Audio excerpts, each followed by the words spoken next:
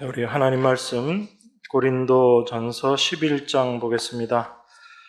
고린도전서 11장 2절에서 16절까지 함께 교독하겠습니다.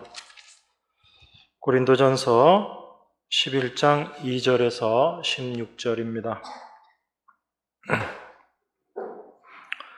너희가 모든 일에 나를 기억하고 또 내가 너희에게 전하여 준 대로 그 유전을 너희가 지킴으로 너희를 칭찬하노라.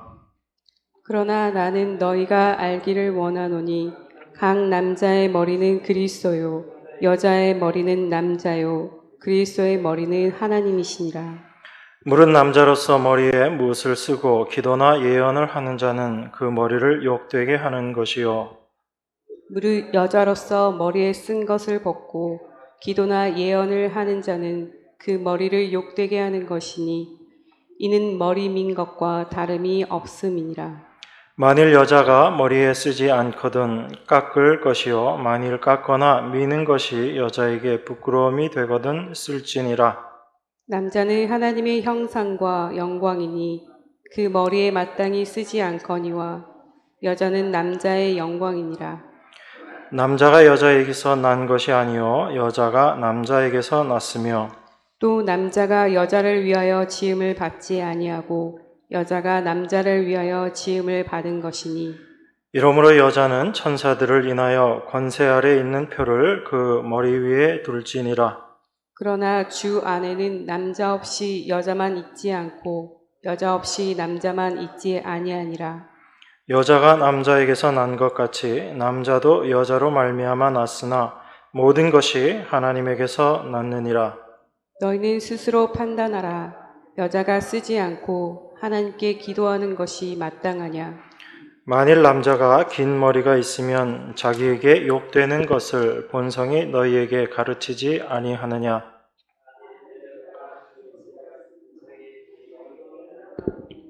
긴 머리는 쓰는 것을 대신하여 주신 영곤이라. 함께 읽겠습니다. 변론하려는 태도를 가진 자가 있을지라도 우리에게나 하나님의 모든 교회에는 이런 규례가 없느니라. 아멘.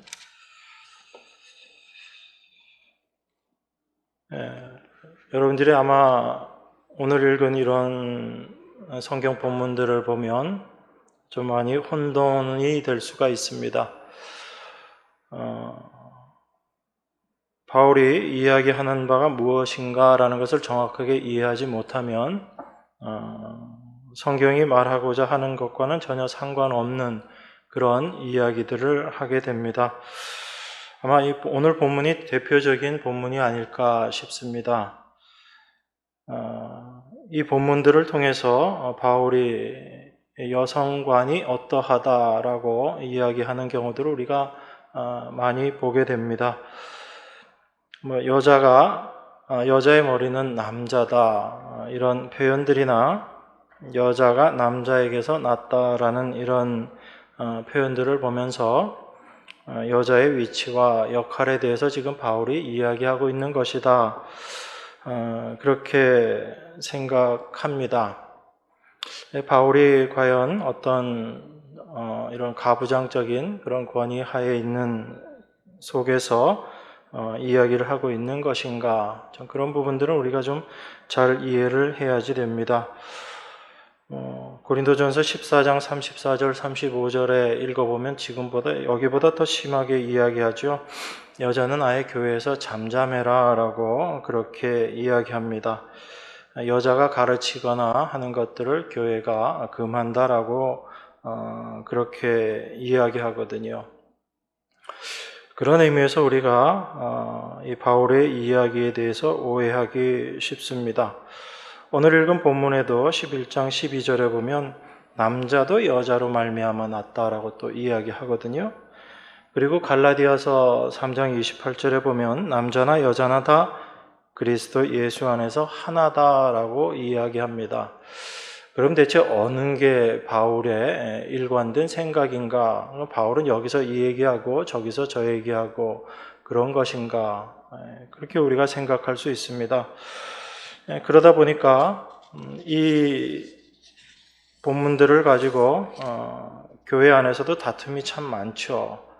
대표적인 게 교단 안에서 생기는 문제들인데 여자 안수 문제에 대해서도 이야기를 합니다. 안수를 주는 게 맞느냐, 안 주는 게 맞느냐 이렇게 이야기를 하죠. 그래서 한쪽에서는 주는 게 맞는 것 같은 그런 구절들을 가지고 와서 주장을 하고 또 한쪽에서는 그 반대되는 구절들을 가지고 와서 주장을 합니다. 그런데 똑같이 바울이 이야기한 말들이거든요. 그러니까 바울이 이야기한 말을 어느 쪽에서 가지고 와서 자기들의 주장의 근거로 삼고 이야기를 하고 그게 사실은 우리들이 성경을 보면서 실수하는 가장 흔한 모습들 중에 하나인 것입니다. 그 성경의 말씀을 그 말씀대로 바라보지 못하고 나에게 유리한 쪽으로 성경을 생각하고 해석해서 적용하는 거죠. 그게 우리 인간 안에 있는 가장 본질적인 본성입니다. 그래서 하나님 잘 믿으면 복 받는다라는 그 마음이 늘 갖고 있는 거예요, 우리 안에. 신을 열심히 섬겨서 내가 복을 받아야 되겠다. 그런 종교적인 마음들을 우리 인간이 늘 갖고 있습니다. 그러다 보니까 하나님을 열심히 믿으면 복 준다는 구절이 어디 있는가, 그런 구절들 찾는 거예요, 성경 찾으면서. 그래서 봐라, 하나님 복 주신다고 하지 않느냐, 그렇게 이야기하고 열심히 하나님 섬겨서 복 받겠다라고 이야기하는, 또 그렇게 살아가는 사람들이 많이 있습니다. 근데 성경이 과연 그렇게 이야기하고 있는가, 여러분들이 잘 이해를 하셔야지 돼요. 항상 사람들은 자기 중심으로 모든 것들을 대한다라고 말씀을 드렸습니다. 그게 인간사에서 계속 문제들이 생기는 이유 중에 하나도 그런 거죠. 내가 중심되어서 모든 것들을 판단하고 생각하기 때문에, 내 중심으로 모든 것들을 생각하기 때문에 상대방의 입장이 어떠한가를 고려하지 않는 거죠. 거기서 늘 문제가 생기는 겁니다. 우리가 하나님 말씀 대하면서도 그런 오류를 범할 수가 있다라는 것을 여러분들이 생각해야지 됩니다.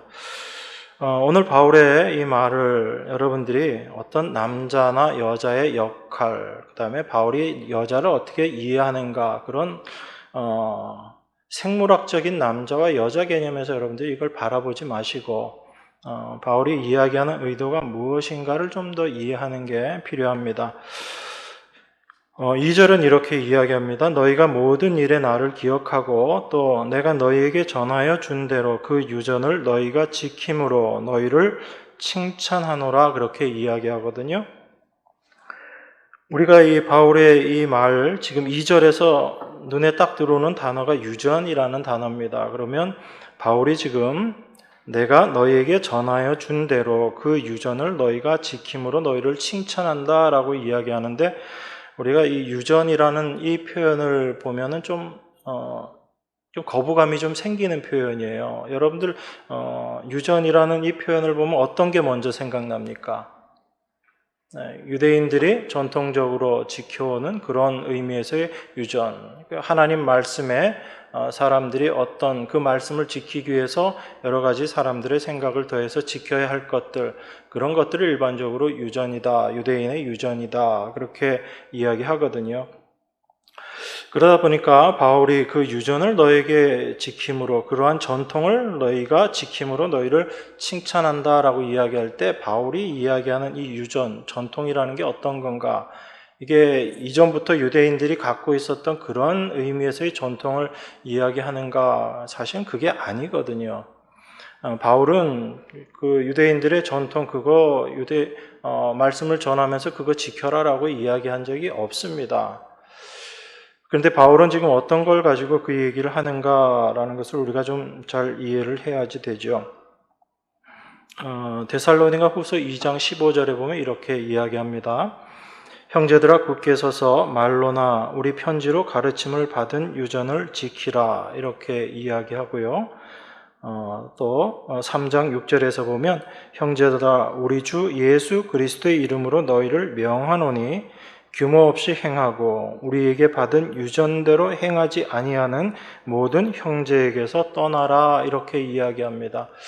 바울이 지금 그 데살로니가 교회에 이야기를 하면서 우리 편지로 가르침을 받은 유전, 바울이 편지로 어떤 가르침을 줬다라는 이야기입니다. 그리고 그들에게 가르쳐준 그 유전대로 그들이 행하지 않는 것, 전통대로 행하지 않았다. 그럼 여기서 이야기하는, 바울이 이야기하는 유전, 전통이라는 건 어떤 걸 이야기할까요? 이건 유대인들이 갖고 있었던 그런 전통을 이야기하는 게 아니라 바울이 전해줬던, 그럼 바울이 전해줬다는 건 어떤 거예요? 자기가 예수 그리스도께로 받아서 그것을 전해줬다라는 의미에서의 유전, 전통이라는 것입니다. 그러니까 이것을 단지 유대인들이 갖고 있었던, 행했던 어떤 그런 전통을 이야기한다라기보다는 바로 예수 그리스도께로부터 받아서 바울이 전해준 것, 바로 복음을 이야기한다라는 것을 여러분들이 먼저 이해를 하셔야지 되는 거예요. 그걸 알지 못하면 나머지 내용들을 이해하는데도 어려움이 있게 됩니다. 그러니까 바울은 교회에 뭔가를 전해줬다라는 것입니다. 사실 그 전해준 그 모든 것들을 큰 범위에서 보면 우리가 복음이다라고 생각할 수 있죠. 그러면서 그 복음 안에서의 어떤 특정한 내용을 가지고 바울은 지금 이야기를 하고 싶은 거예요. 그러니까 여러분들이 바울의 서신서들을 보면서 조금 꼼꼼하게 보시지 않으면 자꾸 우리들의 생각을 가지고 그 단어들을 이해하려고 하면 좀 어려움들이 생깁니다. 그럼 바울이 이야기하는 그 전해준 그 유전, 전통은 과연 무엇인가? 주님께로부터 받아서 전해준 그것이 무엇인가? 그것이 오늘 본문 11장 23절에서 보면, 오늘 읽은 성경 11장 23절에 보면 이렇게 이야기합니다. 내가 너희에게 전한 것은 주께 받은 것이니 곧 주 예수께서 잡히시던 밤에 떡을 가지사 축사하시고 떼어 가라사대 이것은 너희를 위하는 내 몸이니 이것을 행하여 나를 기념하라 하시고, 바울이 지금 이렇게 이야기하죠. 내가 너희에게 전한 것, 이거 주께 받은 것인데 곧 주께서 잡히시던 밤에 떡을 가지사, 뭘 얘기하고 있죠? 성찬 이야기하고 있습니다. 그러니까 지금 바울은 이 틀에서 이야기하고 있는 거예요. 제가 지금 성찬이라고 표현은 하지만 사실 큰 의미에서 복음을 이야기하고 있는 것입니다.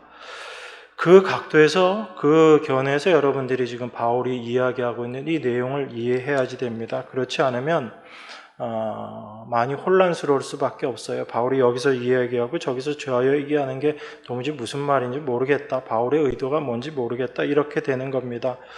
그러면서 11장 27절엔 이렇게 이야기하거든요. 그러므로 누구든지 주의 떡이나 잔을 합당치 않게 먹고 마시는 자는 주의 몸과 피를 범하는 죄가 있느니라, 이렇게 이야기합니다.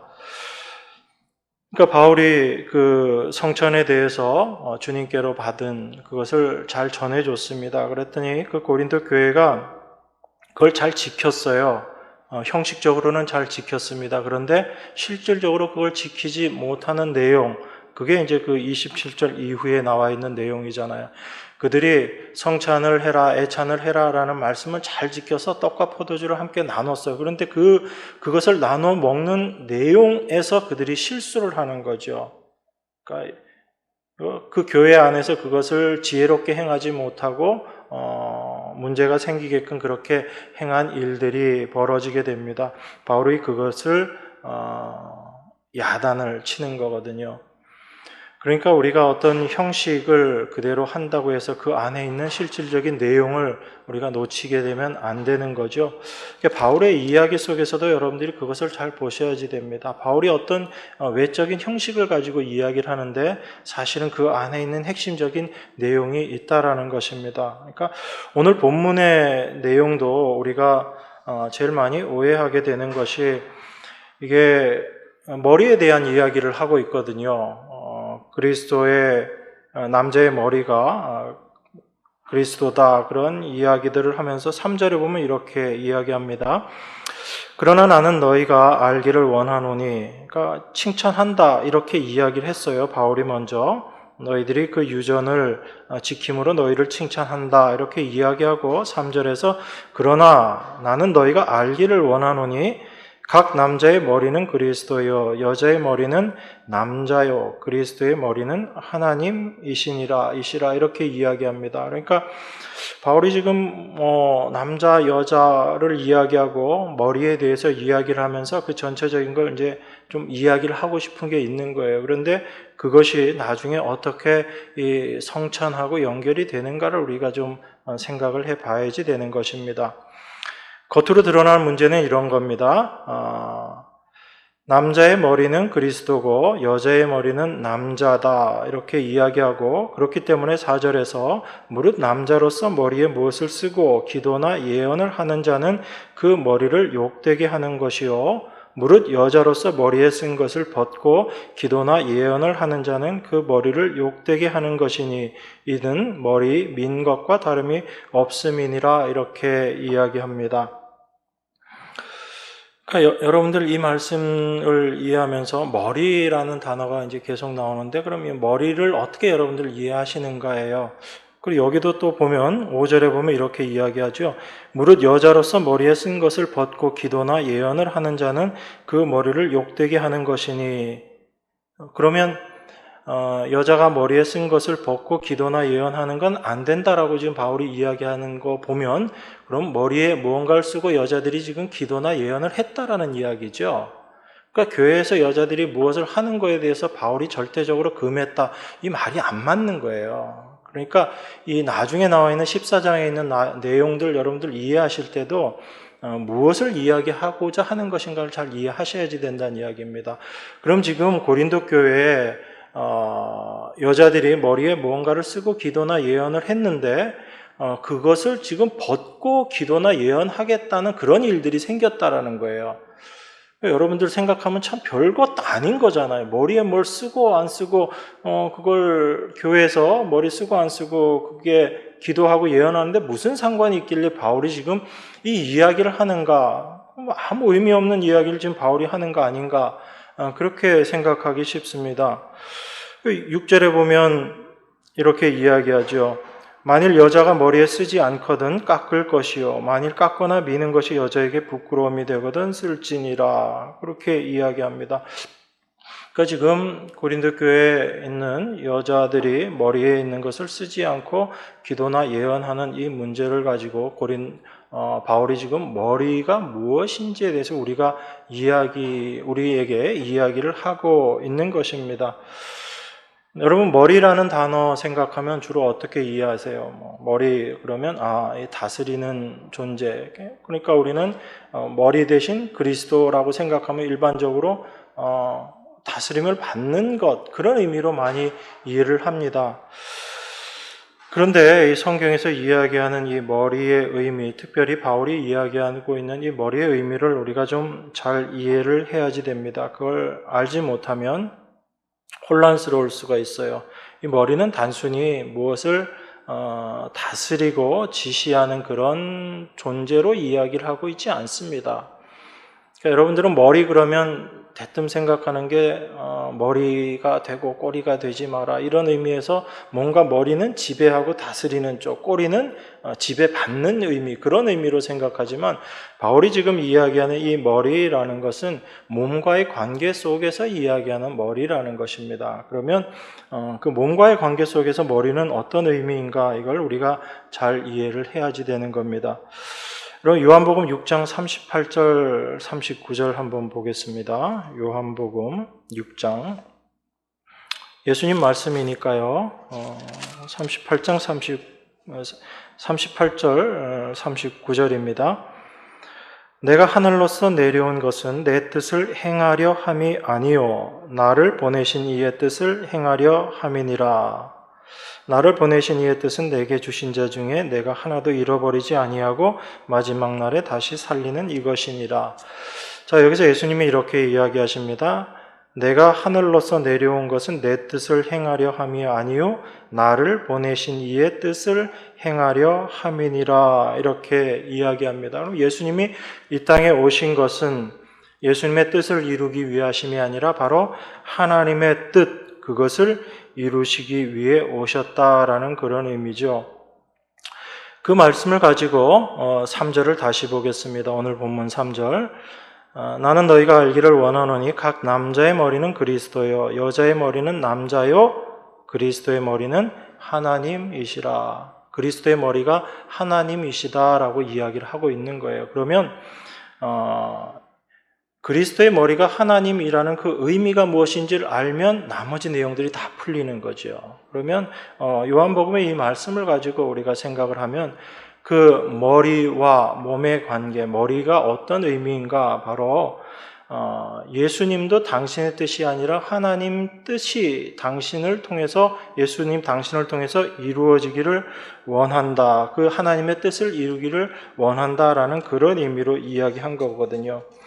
그런 의미에서 이 머리라는 것은 단순히 지시하고 복종하는 그 관계가 아니라 그 머리의 뜻이 자연스럽게 몸을 통해서 드러나는 의미에서 그 관계 속에서 머리라는 것을 이야기하고 있는 거예요. 그러니까 우리는 머리 그러면 머리와 몸을 분리해서 생각합니다. 그래서 머리가 뭔가를 명령하면 몸은 거기에 따르고 순종하고 복종해야지, 이렇게 생각을 하고 있는 거예요. 그런데 우리 몸은 사실 그렇지 않거든요.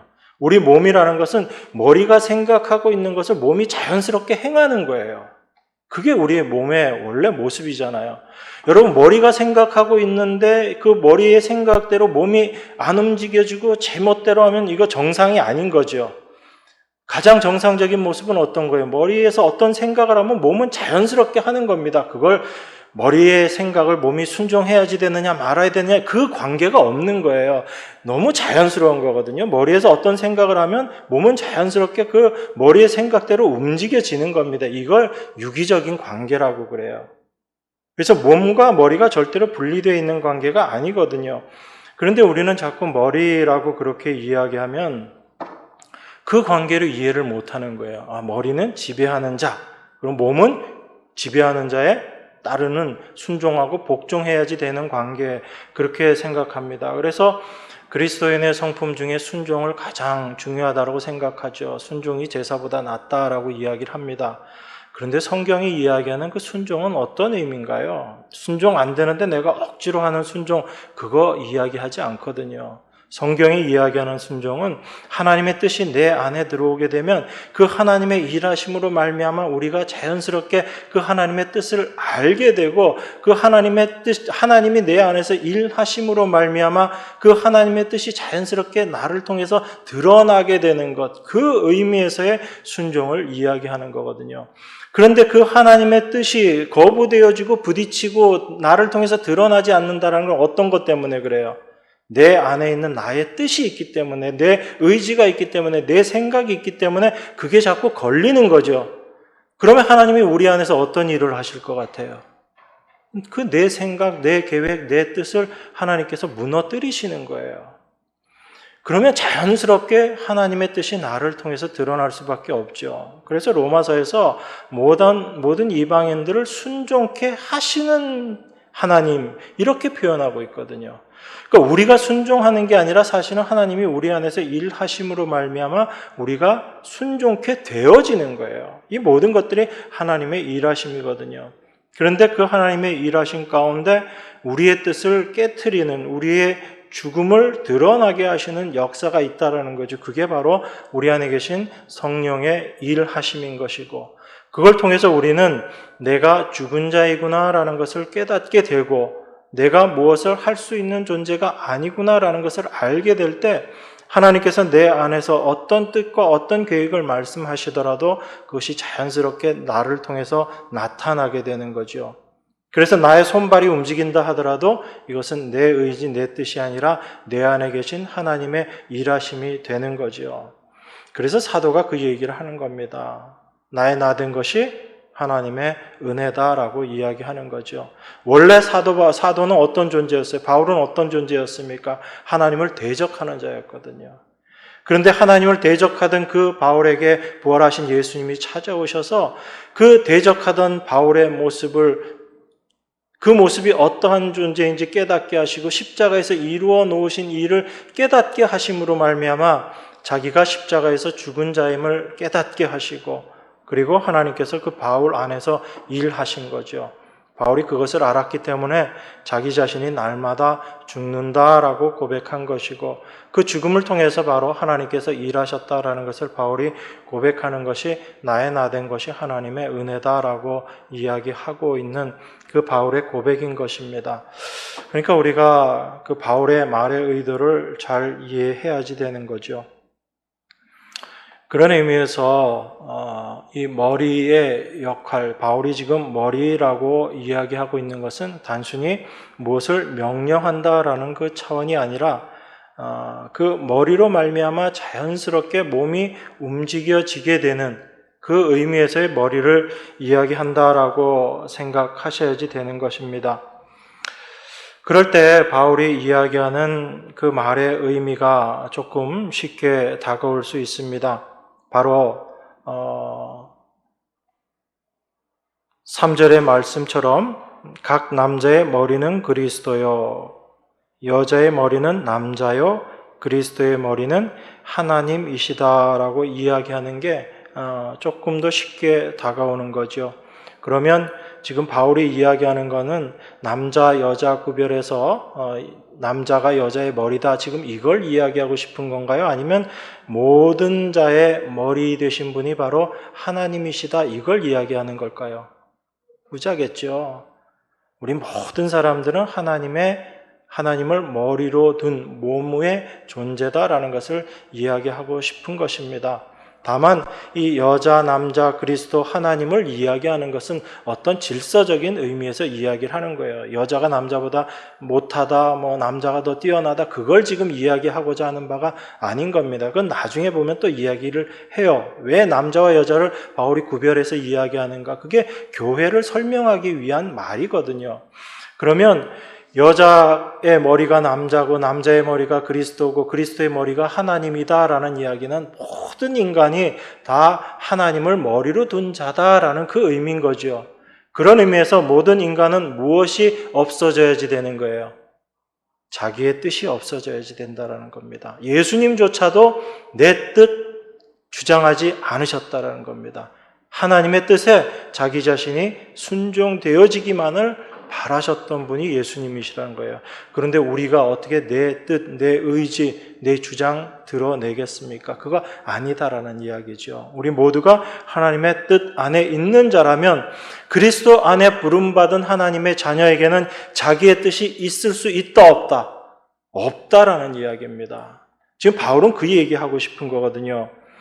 그런 의미에서 4절을 보면 무릇 남자로서 머리에 무엇을 쓰고 기도나 예언을 하는 자는 그 머리를 욕되게 하는 것이요. 좀 전에 그 얘기를 했잖아요. 남자의 머리는 그리스도다라고 이야기했기 때문에 그 그리스도를 머리로 둔 남자라는 존재 입장에서는 남성, 여성으로 여러분 생각하지 마시고 지금 말의 흐름 속에서, 본문의 흐름 속에서 보시라고요.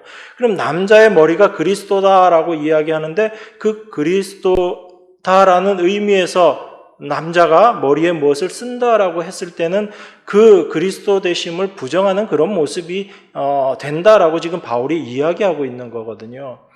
그리고 나서 이어지는 말이 뭐냐면 여자에 대해서 이야기를 하는 것입니다. 무릇 여자로서 머리에 쓴 것을 벗고 기도나 예언을 하는 자는 그 머리를 욕되게 하는 것이니 이는 머리 민 것과 다름이 없다라고 이야기합니다. 그러니까 여기서 우리가 좀 혼란스러운 거예요. 남자는 그 위에 그리스도가 머리로 존재한다라는 걸 인정하기 때문에 머리에 뭔가를 쓰면 안 되는데 여자는 왜 머리에 쓰라고 이야기하는가? 우리가 그런 게 자꾸 혼란스러운 거죠. 그러면 여자의 머리는 남자고 그 남자의 머리가 그리스도고 그 최종적으로 하나님이시다라고 얘기하면 여자도 안 쓰는 게 맞지 않느냐? 우린 자꾸 그렇게 생각하는 거예요. 이거는 이때 당시의 상황과도 우리가 좀 생각하고 당시의 모습이 어떠했던가를 좀 이해를 하고 봐야지 됩니다. 바울이 단순히 여자들이 무엇을 머리에 쓰는 것을 강요하거나 그걸 이야기하기 위해서 이 말을 하는 건 아니거든요. 바울이 지금 지적하고 있는 책망하고 있는 게 뭐냐면 여자가 머리에 쓰지 않고 기도나 예언하는 거에 대해서 지금 바울이 이야기하고 있는 겁니다. 그러면 이때 당시에 그 여자들이 실제로 머리에 무엇을 쓰고 기도나 예언을 하고 있었다는 이야기입니다. 그죠? 그런데 여자들이 그것을 지금 벗겠다라고 이야기하는 거거든요. 그러면 그 의도가 무엇인가를 우리가 생각을 해봐야지 되는 겁니다. 지금 모든 인간의 머리가, 사람들의 머리가 하나님, 그 하나님의 뜻 가운데 모두가 다 순종되어져야지 된다라는 의미에서 그 일들이 진행되어지고 전통적으로 여자들은 이 뭐 유대인뿐만 아니라 이때 당시에도 그런 전통들이 있었나 봐요. 여자들이 머리에 무엇을 쓰고, 그래서 그 쓴 것은 내 위에 어떤 존재가 있다라는 그 의도로, 그 의미로 머리에 무언가를 쓰고 있었다라는 이야기입니다. 그런데 그 쓰고 있던 것을 벗어버려야지 되겠다라고 여자들이 드러난 거예요. 여자들이 그렇게 말을 한 것입니다. 거기에 대해서 지금 바울이 책망하고 있는 거거든요. 그러면 우리가 그걸 좀 생각해야지 됩니다. 그럼 여자들이 머리에 뭔가를 쓰고 기도나 예언하다가 어느 날 그 머리에 쓴 것을 벗고 기도나 예언하겠다고 했을 때 과연 바울이 뭘 지적하는 것일까라는 것을 우리가 생각해 볼 수 있는 거죠. 단순히 머리에 쓴 것, 벗는 것, 쓰느냐 벗느냐 이 문제를 가지고 이야기한다면 사실 바울의 지금까지 이야기하고는 다 틀려지는 거예요. 바울은 우상제물 먹는 것이 옳다 그러다 여기에 대해서도 명확하게 이야기하지 않습니다. 어떻게 행동하라라고 이야기하지 않거든요. 우상제물이 어떤 것인지에 대해서는 이야기하지만 이러이러한 것은 좋지 않으니까 이런 행동은 하지 마라고, 뭐 우상제물은 먹지 마, 먹어, 뭐 이렇게 이야기하지 않잖아요. 결혼의 문제에서도 똑같이 이야기하고. 그럼 바울은 그 이야기들 하면서 그 속에 감추어져 있는 생각들을 자꾸 드러내기를 원하는 거예요. 그럼 여자들이 머리에 쓰고 기도나 예언을 하다가 그 머리에 쓴 것을 벗고 기도나 예언을 하고자 하는 의도가 무엇인가, 바울은 지금 거기에 대해서 사실은 책망을 하고 있는 거거든요. 그건 어떤 것일 거라고 생각해요? 분명히 바울은 남자나 여자나 다 그리스도 안에서 하나다라는 이야기를 했습니다. 그런 이야기들을 들은 고린도 교회 여자들의 입장에서 이제 생각을 하는 거죠. 우린 다 그리스도 안에서 하나인데, 그런데 남자는 머리에 뭐 안 쓰는데 왜 우리는 머리에 자꾸 쓰게 하지? 그러면 우리도 남자나 여자나 다 그리스도 안에서 하나니까 우리도 머리에 쓴 것 벗고 기도나 예언하겠다, 이런 의도로, 어쨌든 그것을 쓰지 않은 의도는 그런 거라고 볼 수 있는 거죠. 단순히 모자 썼는데 모자 쓴 거 불편해서 벗겠다, 그건 아닐 거 아니에요. 그러면 그 의도를 생각해 보면 어떤 게 있는 거예요? 그때 당시 사회는 어떤 사회였어요? 남자 중심의 사회였잖아요. 남성 우월적인 그런 사회. 그런데 여자들이 거기에 대해서 사실은 반기를 든 거하고 똑같은 모습인 거죠. 여러분 제 얘기를 잘 이해하셔야지 됩니다. 그러니까 지금 그 남자들 중심으로 되어 있는 그 사회 속에서 여자들은 자기들이 머리에 쓰고 뭔가를 기도하고 예언하는 그 모습을 어떻게 이해하고 받아들였냐면, 이 남자에 복종하고 있는 그런 자기들의 모습으로 똑같이 기도나 예언하는 건데 왜 우리는 써야 되고 남자는 안 써도 되느냐, 그런 의도에서 그거 벗겠다라고 했다라고 우리가 생각할 수 있는 거죠. 그랬을 때 뭐가 문제가 되는 거죠? 여러분 지금 입장에서 생각하면 남자 여자 똑같이 평등한 건데 뭐 여자는 머리에 쓰고 기도하라고 얘기하고 남자는 안 써도 된다고 이야기하면 여자들이 주장하는 게 그게 올바른 거 아니냐, 이렇게 생각할 수 있거든요. 분명히 그건 옳은 거예요. 그죠? 남자나 여자나 차별 두는 거, 이건 분명히 잘못된 겁니다. 그런데 바울이 지금 그걸 지적하는 게 아니라 바울은 이 이야기를 하고 싶은 거예요. 그게 뭐냐면 바로 여자로서의 자기 존재 가치를 인정받고 싶다라는 겁니다. 지금 그렇게 행동하는 그 속에는 어떤 생각이 있는 거예요? 남자들만 대접받는 그 사회 속에서 여자인 나도 대접받는 존재가 되고 싶다, 여자로서의 존재를 드러내고 싶다라는 그 생각이 그 머리에 쓴 것을 벗어야 되겠다라는 생각으로 가는 겁니다. 그러면 이게 왜 문제가 되는 거죠? 세상적으로는 이게 굉장히 올바른 이야기인데 그리스도 안에서의 복음 안에서는 이것이 참으로 잘못된 이야기이기 때문에 그렇습니다. 제가 이야기하는 건 무슨 여자가 자기의 존재 가치를 드러내는 평등을 주장하는 게 잘못됐다, 이 이야기를 하는 게 아니에요. 지금 바울은 여자를 들어서 이야기를 하고 있지만 지금 인간 자체에 대해서 바울은 이야기하고 있는 거예요. 여자가 자기 머리에 쓴 것을 벗고 기도하고 예언하겠다라는 그 행위를 통해서 여자라는 자기의 존재를 드러내고 그 가치를 인정받고 싶다라는 이야기거든요. 이거는 여자에게만 있는 게 아니라 사실 남자에게도 똑같이 있는 마음인 것입니다. 어떤 마음이요? 하나님 앞에서 내가 인정받고 싶다라는 거죠. 내가 하나님 앞에서 가치 있는 존재가 되고 싶다라는 거죠. 내가 하나님 같은 존재가 되고 싶다라는 것입니다. 그러니까 바울은 지금 여자를 데리고 여자의 일을 가지고 이야기를 하지만 지금 누구에 대해서 이야기하고 있는 거예요? 모든 인간에 대해서 이야기를 하고 있는 겁니다. 하나님의 안에서 자기의 뜻이 온전히 무너져야지 되는 존재가 자기 스스로의 가치를 드러내기 위해서 뭔가를 행동하는 것, 그걸 지금 바울은 여자들이 머리에 쓴 것을 벗고 기도나 예언하는 것으로 지금 이야기하고 있거든요. 여러분, 머리에 쓴 것 벗고 기도하고 예언하는 게 뭐가 그렇게 중요해요? 그거 중요한 거 아니잖아요.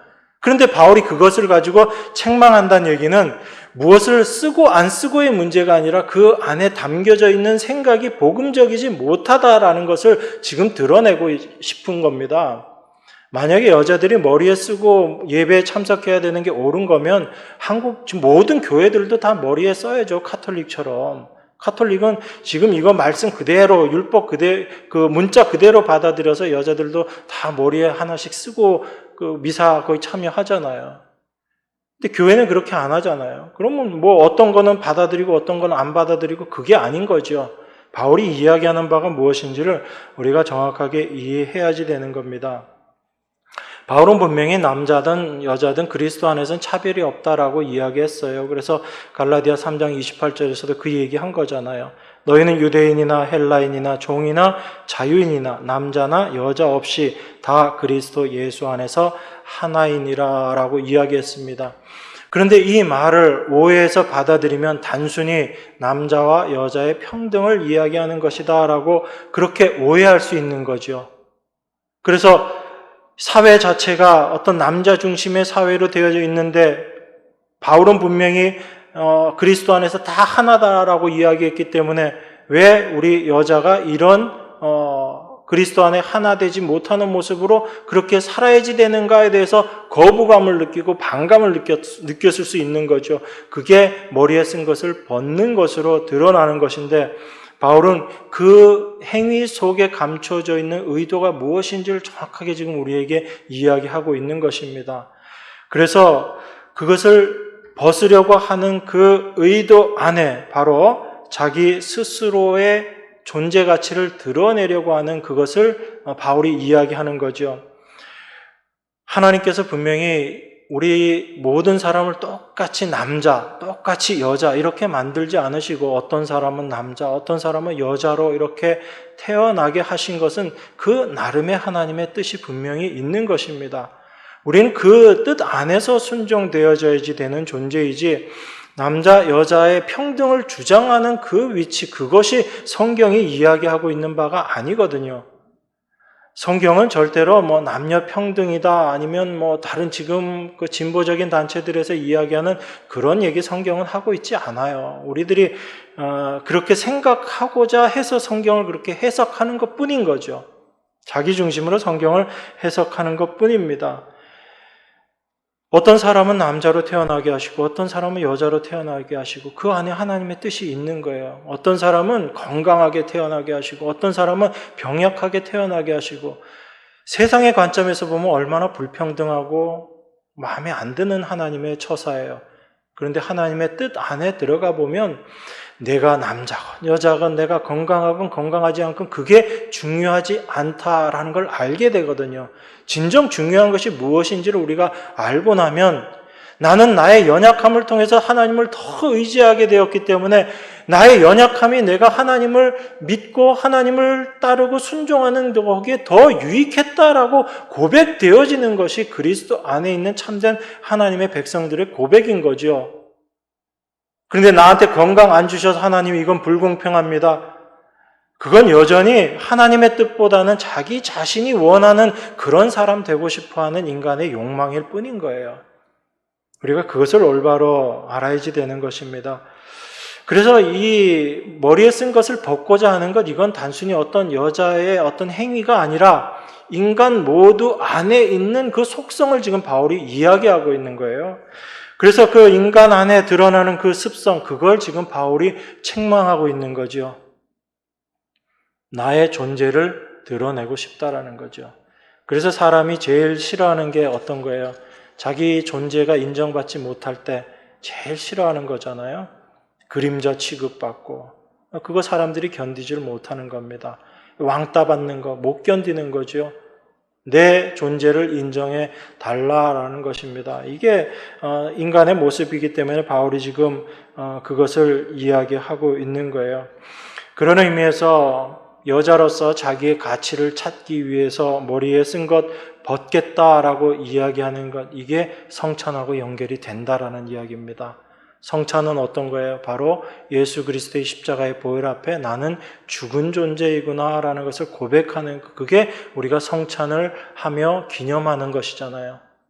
내가 살아있다가 아니라 나는 죽을 수밖에 없는 존재이고 나는 죽었다라는 것을 고백하는 게 바로 성찬식, 예수 그리스도의 십자가에서 당신의 몸을 죽이시고 피를 흘리신 그 죽으심, 그 예수 그리스도의 죽으심이 바로 우리가 죽어야 될 죄를 위해서 우리의 죽음을 대신해서 죽으신 죽음이잖아요. 그러면 그 성찬 앞에서 우리가 생각할 것은 나는 죽은 자입니다의 고백인 것인데, 그것과 반대되는 그런 모습으로 이야기한다라는 것, 이것 자체가 바로 성찬을 올바로 깨닫지 못하고 그것을 범하는 모습과 똑같은 것이다라는 것을 이야기하고 있는 것입니다. 그게 복음이거든요. 복음은 단지 여러분들을 예수님께서 십자가로 구원하셔서 천국 가게 하셨다만 이것이 복음이 아니에요. 그건 복음으로 말미암은 예수 그리스도의 일하심, 하나님의 일하심으로 말미암은 결과물의 하나인 거죠. 중요한 것은 바로 참된 복음은 우리가 어떠한 존재인지를 깨닫고 이런 우리를 위해서 일하시고 지금도 일하고 계시는 하나님이 어떤 분이시고 그 하나님의 일하심에 예수 그리스도께서 십자가에서 어떻게 그 일을 온전히 이루어내셨는가, 그것이 참된 복음의 의미임을 여러분들이 이해하셔야지 되는 것입니다. 그것을 우리가 알게 될 때 그 이하에 나와 있는 내용들도 우리가 알 수 있게 되는 것입니다. 7절 보면 이렇게 이야기합니다. 남자는 하나님의 형상과 영광이니 그 머리에 마땅히 쓰지 않거니와. 남자가 머리에 쓰지 않는 이유를 바울은 이렇게 이야기하는 거죠. 남자는 하나님의 형상과 영광이니 그 머리에 마땅히 쓰지 않거니와 여자는 남자의 영광이니라. 남자가 여자에게서 난 것이 아니요 여자가 남자에게서 났으며 또 남자가 여자를 위하여 지음을 받지 아니하고 여자가 남자를 위하여 지음을 받은 것이다, 이렇게 이야기합니다. 여러분, 이 뒤에 구절도 여러분들 이해하실 때 잘 보셔야지 되는 게 7절 보면 이렇게 이야기하거든요. 남자는 하나님의 형상과 영광이다 라고 이야기하니까 남자들이 되게 뿌듯해합니다. 정말 맞아, 남자는 하나님의 형상과 영광이지, 하나님의 영광이지, 그렇게 생각합니다. 그런데 그 다음 구절이 여자들로선 또 별로 마땅치 않거든요. 여자는 남자의 영광이다라고 그렇게 이야기합니다. 그러니까 이 얘기를 들을 때 여자들 입장에서는 이것도 어떻게 받아들여요? 여자가 남자의 영광이다라고 이야기하는 게 이게 좋은 얘기인지 나쁜 얘기인지도 헷갈리는 거고, 그리고 한편 생각하면 그럼 여자라는 존재 자체가, 여자의 존재 목적 자체가 남자의 영광을 위한 것이라면 여자의 존재 목적 자체가 없는 게 아니냐, 그럼 여자는 무엇이 영광되는 것인가, 이렇게 생각하기 쉽잖아요. 이 이야기는 그냥 한 부분만 끊어서 볼 게 아니고 전체적인 걸 같이 봐야죠. 남자가 머리에 무엇 안 쓰는 것, 그건 바로 남자가 하나님의 형상과 영광이다라고 그렇게 이야기합니다. 즉 남자가 하나님의 영광이다라고 이야기를 하는 거거든요. 그러면 여자가 또 남자의 영광이다라고 이야기합니다. 이런 의미에서 보면 남자의 영광이 하나님이다라는 이야기는 남자 스스로가 취해야 될 영광이 없다라는 이야기거든요. 남자가 어떤 일을 하더라도 그 일의 목적은 바로 하나님의 영광을 위한 것이다라는 그 의미가 되는 거예요. 그런 의미에서 여자가 남자의 영광이다라고 이야기하는 겁니다. 그러면 끊어놓지 마시고 전체를 다 연결해서 놓고 생각하시면 남자의 영광이 여자다라고 이야기할 때 여자가 스스로 취해야 될 영광이 없다면, 남자의 영광이 하나님이다라고 이야기하면 남자 스스로 취해야 될 영광이 있는 거예요, 없는 거예요? 없는 거예요. 오직 영광은 누구에게? 하나님에게만 있다라는 의미입니다. 그게 남자는 하나님의 형상이요 영광이다라고 그렇게 이야기하는 거예요. 여러분 잘 아시는 말씀대로 창세기 1장 27절에 보면 하나님이 사람을 창조하셨다라고 이야기하시죠. 거기 보면 어떻게 이야기하죠? 하나님이 자기 형상, 곧 하나님의 형상대로 사람을 창조하시되 남자와 여자를 창조하셨다라고 이야기합니다. 특별히 남자만 창조했다 얘기하지 않으시고 남자와 여자를 창조했다라고 이야기하시거든요. 그런데 남자와 여자를 창조하신 그 목적이 뭔가 하면 하나님이 자기 형상, 곧 하나님의 형상대로 사람을 창조했다고 얘기해요. 하나님의 형상대로 사람을 창조했다는 얘기는 사람을 창조한 목적이 사람 자체에 있다는 거예요. 하나님의 영광을 위해서 있다는 얘기예요. 하나님의 영광을 위해서 있다는 이야기거든요. 그러니까 하나님의 영광을 위해서 창조된 피조물이 바로 남자와 여자라는 이야기입니다. 지금 바울은 그 이야기를 하고 있는 거거든요. 그런데 우리는 이 남자의 영광은 하나님이다 그렇게 이야기하니까 남자는 존귀한 존재고 또 여자는 아닌 것처럼 그렇게 생각하는데 지금 바울은 그 이야기를 하고 있는 게 아니다라는 것입니다. 남자나 여자나 그 모든 영광은 하나님께로부터 말미암아 하나님께로 향해야지 된다는 얘기예요. 그걸 부연해서 설명하고 있는 게 7절, 8절입니다. 남자는 하나님의 형상과 영광이니 그 머리에 마땅히 쓰지 않거니와 여자는 남자의 영광이니라. 8절 보세요. 남자가 여자에게서 난 것이 아니요 여자가 남자에게서 났으며. 자, 남자가 여자에서 난 게 아니고 여자가 남자에게서 났어요. 이건 여러분들 뭘 보면 창세기 보면 하나님께서 남자 아담을 창조하시고 그 다음에 그 아담을 잠들게 하시고 여자를 창조하십니다. 그 모습을 이야기하는 거죠. 그러면 남자에게서 여자가 났다라고 이야기합니다. 그럼 이게 단순히 생물학적인 남자 여자를 이야기하는 게 아니죠. 이미 창세기 1장 27절에 하나님께서 당신의 형상대로 사람을 창조하셨는데 남자와 여자를 창조하셨다고 이미 말씀하셨잖아요. 선언하셨잖아요. 그리고 나서 남자에게서 여자를 태어나게 하시는 이 일을 통해서 단순히 남성, 여성을 이야기하는 것이 아니라 교회를 이야기하고 교회가 어떻게 나타나게 되었는가를 설명하고 있는 게 그 내용인 거잖아요. 남자에게서 여자를 나게 하시고 그리고 9절은 또 이렇게 이야기합니다. 또 남자가 여자를 위하여 지음을 받지 아니하고 여자가 남자를 위하여 지음을 받은 것이니 또 이렇게 이야기해요. 8절에서는 남자가 여자에게서 난 거 아니고 여자가 남자에게서 났다 이렇게 이야기하죠. 그래서 여자는 남자에게 종속된 것처럼 그렇게 이야기합니다. 그리고 9절에서 또 뭐라고 이야기하냐면 남자가 여자를 위해서 지음받지 아니하고 여자가 남자를 위하여 지음을 받은 것이다 라고 이야기해서 8절 9절을 보면 여자의 어떤 존재, 여자가 영광을 취할 수 없는 이유를 지금 설명하고 있는 거죠.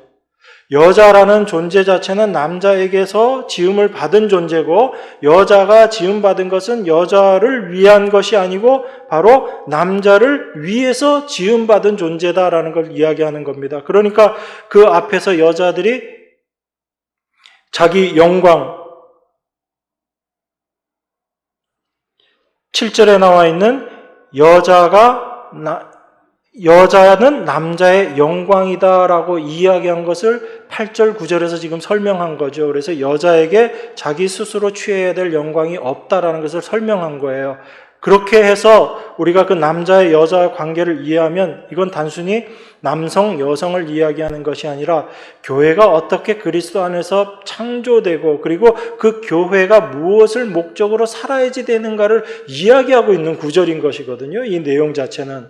그래서 남성, 여성을 가지고 바울은 지금 이야기하는 것처럼 보이지만 사실은 여자로서의 이 땅에 존재하는 교회가 어떤 모습으로 살아가야지 되는지 바로 예수 그리스도로 말미암아 태어난 존재가 여자인 교회인 것이고 그리고 그 여자인 교회는 자기 자신을 위해서 살아야지 되는 존재가 아니라 남자인 그리스도를 위해서 살아야지 되는 존재다라는 것을 이야기하고 있는 겁니다. 그러면 그 앞에서 이야기한 내용과 계속 이어지는 이야기를 하고 있는 거죠.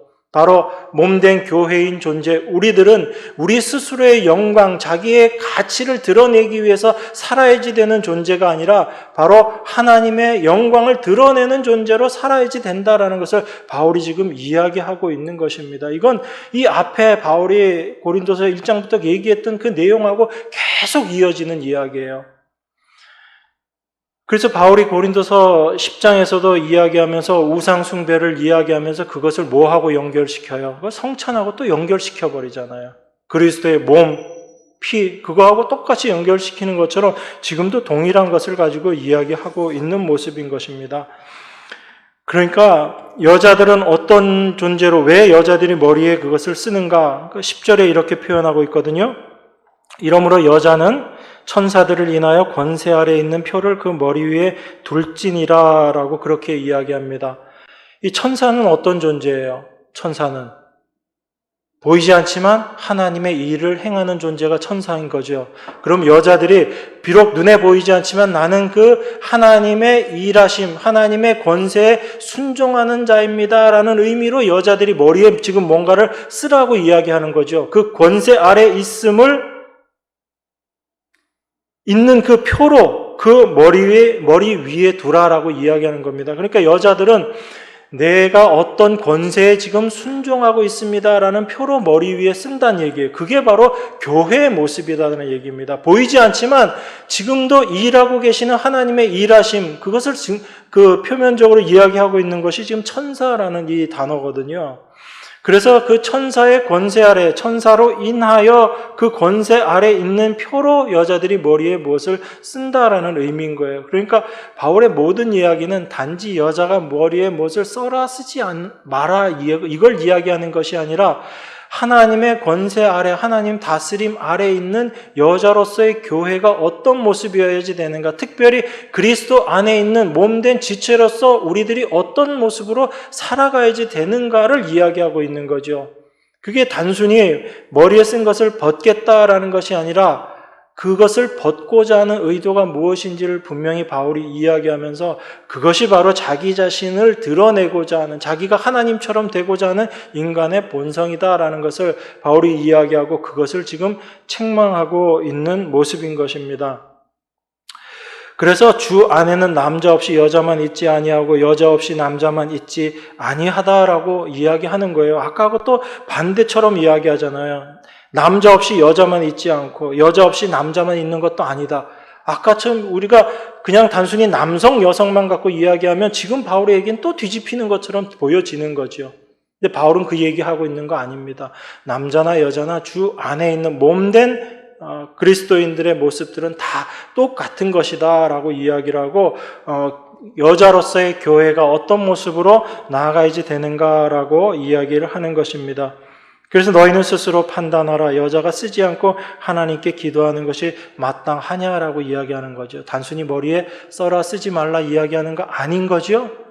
왜 쓰지 않으려고 하는지 그것을 지금 이야기하면서 그게 과연 마땅하냐, 너희들이 그런 의도로 행동하는 것이 과연 마땅한 것이냐, 그걸 지금 바울이 이야기하고 있는 것입니다. 그래서 남자가 긴 머리 있으면 그 본성이 어떻고 여자가 긴 머리 있는 것이 어떠한 의미이고 그것을 지금 바울이 이야기하고 있는 것입니다. 그래서 여러분들이 하나님 말씀을 보면서 단지 여러분들의 생각만 가지고 이 말씀을 보시지 마시고 바울이 이 이야기를 하는 의도가 무엇인지를 올바로 알게 되면 바울은 지금 이 여자들이 머리에 쓴 것을 벗고자 하는 그 이야기를 통해서 우리에게 그리스도인은 어떤 존재인가를 지금 이야기하고 있는 거예요.